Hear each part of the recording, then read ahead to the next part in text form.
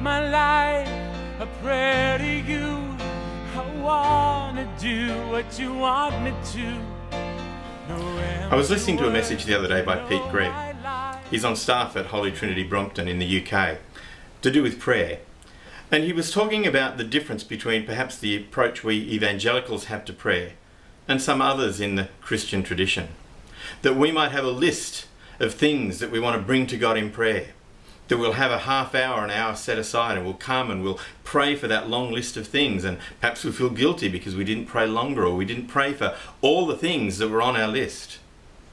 And he mentions a man who was talking to him one day and challenged him and said, you know, the way you think about prayer is not the way we think about prayer.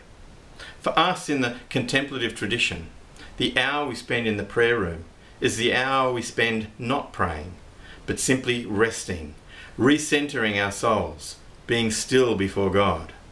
So that then when we go out into the world and we're in a meeting or we face a situation or we're talking to somebody, we're praying then in real time as the events happen.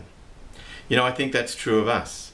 We have our prayer meeting where we list those things that we want to bring before God as requests. But do we have a devotional time, a quiet time, where we relax, where we sit, and where we fill our minds with the goodness of God, the nearness of God, so that when we go out into the world and we face somebody who makes mention of being lonely, we can pray for them then and there. If we're facing a difficult decision, an ethical conundrum in our business or our workplace, we can pray then and there. This idea of taking time aside to meet with God is nothing new. In fact, so many of the Psalms tell us to do that. Psalm 62 verse 1, my soul finds rest in God alone. Be still and know that I am God in other places.